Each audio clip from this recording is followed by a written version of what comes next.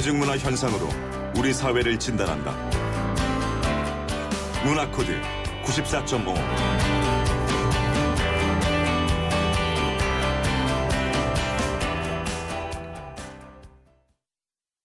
네, 매주 화요일에는 뉴스 안에 담긴 다양한 대중문화의 코드를 읽어봅니다. 문화코드 94.5. 정덕현 문화평론가와 함께합니다. 안녕하세요. 안녕하세요. 정평론가님 이렇게 이 스튜디오에 직접 나타나 주셨는데 네. 정평론가님은요. 정말 네. 이 사람은 무슨 일이 있어도 내 편이다. 이렇게 느끼는 분 있으세요? 많으세요? 뭐 많지는 않지만 있긴 있죠. 저도 가족이 있기 때문에 네. 아내라던가 뭐 우리 아들내미 딸내미 다 내 편이죠. 하지만 이 사회생활에 있어서는 그렇게 확실하게 내 편, 네 편 이렇게 가르는 거는 좀 아닌 것 같습니다. 저는. 네. 저 같은 일 성격 자체가 너무 내 편이 되는 거 반드시 좋지만은 않거든요. 왜냐하면 이제 평을 할 때 내 편, 네 편 이렇게 나누기 시작하면 객관성이 많이 떨어지게 되죠. 그러면 싸움이 되고 전쟁이 되죠. 맞습니다. 그래서 객관적인 거리가 필요하다. 어느 정도 거리두기를 좀 하려고 노력하는 편입니다. 하시는 일이 그러실 것 같은데요. 네. 자, 오늘 우리가 이야기해볼 주제가 바로 이제 편가르기라서 질문을 드려본 건데 참 우리 사회에 많습니다. 우리는 내 편 아니면 네 편. 이렇게 이제 이분법적 편가르기에 익숙한 것 같은데요. 예.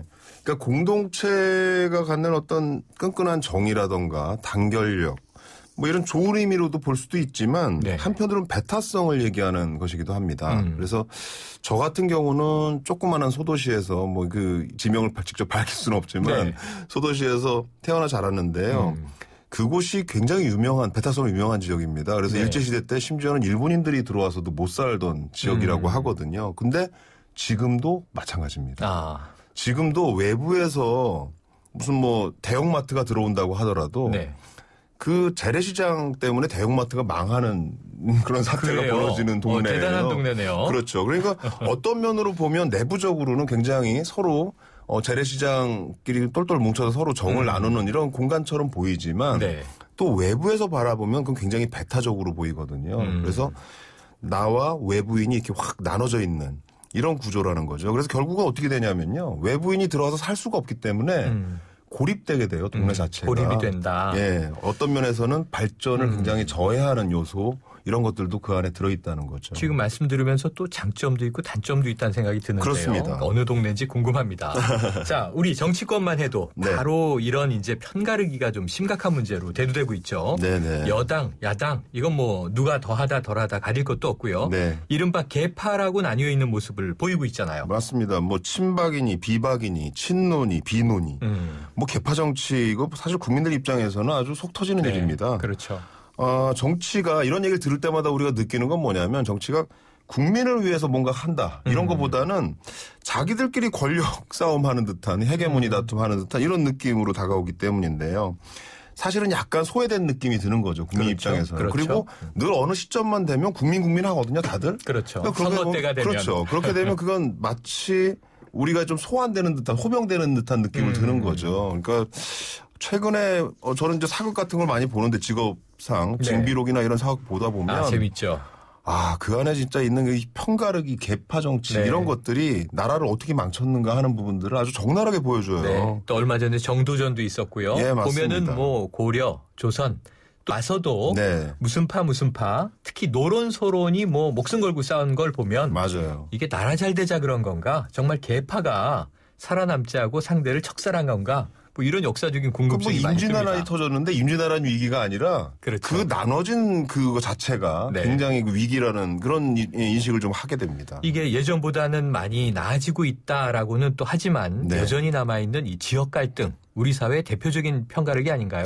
그래도 과거보다는 좀 나아진 편이죠. 과거에는 뭐 프로야구 보러 가도 난리가 났었잖아요. 지역 갈등이 엄청 심각해서 이게 나눠져가지고 심지어는 뭐 싸움이 벌어지기도 하고 막 이러는데 요즘은 그래도 그나마 콘텐츠들이나 이런 거 보면 대중문화 안에서도 지역을 다루는 다양한 문화들이 많이 나오고요. 사투리들도 상당히 많이 나오고 있습니다. 그래서 분위기는 좀 바뀌고 있다고 보는 건데 문제는 선거 때입니다. 선거 때 되면 다시 또 지역 갈등 구도로다가 또 이 편이 나눠지면서 이 선거 결과 때문에 이제 그런 것들이 나오는 것 같은데 의도적으로 그쪽으로 몰고 가는 것 같아요. 정치 개파들이 자신의 이익을 위해서. 그렇습니다. 그렇게 돼서 다시 좀 문화적으로 좀 하려고 했던 걸 다시 또 색깔을 훅 그쪽으로 지역색으로 이렇게 몰고 가는 이런 부분들이 또 나오기도 많이 하죠. 나아질 수도 있는데 오히려 조장을 한다. 네. 자, 그런데요. 조금 본질적으로 들어가서 네. 또는 사회 심리적으로 네네. 이 사람들은 왜 나의 편 이게 꼭 필요한 걸까요? 혼자라는 것에 대해서 좀 불안하기 때문인가요? 불안감이 가장 크겠죠. 그래서 혼자 고립되는 거 여기에 대한 불안감. 우리나라는 이게 특히 굉장히 심하거든요. 그러니까 문화적으로 봐도 쏠림 현상이 굉장히 두드러지게 많이 네. 나타납니다. 그래서 누가 그걸 봤는데 어떤 영화를 봤는데 내가 그걸 못 보고 대화에 참여를 못하면 마치 무슨 소외되고 엄청난 일을 당하는 것처럼. 같은 느낌. 그래서 그걸 꼭 보러 가는 이래서 쏠림 현상이 많이 드러나는 거거든요. 근데 뒤처지는 거 자체를 굉장히 못 견뎌하는 그런 그 불안감. 이게 이제 그 밑바닥에 많이 깔려 있다고 볼 수 있는데요.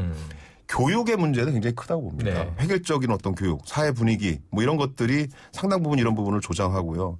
어렸을 때부터 그렇게 단일민족 이렇게 주장하는 그 틀 안에 이런 배타성 같은 것들이 기본적으로 좀 들어있었던 것 같아요. 그래서 물론 생존처럼 이런 문제들이 생존의 문제 하나가 되는 게 꼭 하나가 돼야 산다. 이런 식으로 이제 생존의 문제처럼 얘기를 하지만 사실은 지금은 다른 사람들을 다양성으로 받아들여야 되는 이런 여유가 필요한 시기거든요. 그러니까 차이가 다르다는 것이 옳고 그름이 아닌데 그렇죠. 자꾸 그렇게 재단하는 것. 자꾸 틀리다고 얘기하죠. 네. 그런데 이게 좀 혼란이 있어요. 왜냐하면 지금 우리 사회를 두고 또 어떤 시각으로는 개인주의가 팽배해져 있다. 과거의 전통적인 어떤 공동체주의가 허물어졌다. 뭐 이런 얘기 많이 하죠. 네네. 그런데 이 편가르기라고 하는 것과 개인주의라고 하는 것은 좀 이게 상호 모순된 평가 아닐까 하는 생각이 드는데 어떻게 보세요? 네, 타인을 인정하는 개인주의. 저는 이건 부정적이지 않다고 봅니다. 그래서 자기 개인에 굉장히 집중된 그러니까 사회가 뭔가를 끌고 나가면서 공동체를 다 한꺼번에 몰고 나가는 이런 분위기가 오히려 더 위험하다고 보는데 네.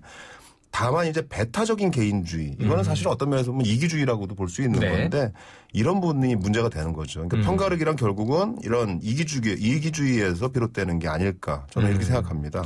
자, 우리가 아이들한테 이분법적인 생각은 나쁜 거야. 흑백 논리는 좋지 않아. 이렇게 가르치고 있긴 한데요. 우리는 또 어느새 편에 속해서 뭐 네 탓 내 탓 하고 있는 게 아닌가 하는데 과연 이 편가르기가 사라질 수 있을까요? 사실 이게 교육적으로 가르친다. 뭐 그 편가르기 하면 안 된다. 이렇게 얘기한다고 해서 바뀌기가 사실 쉽지가 않습니다. 이게 결국 바꾸려면 시스템을 바꿔야 되는데요.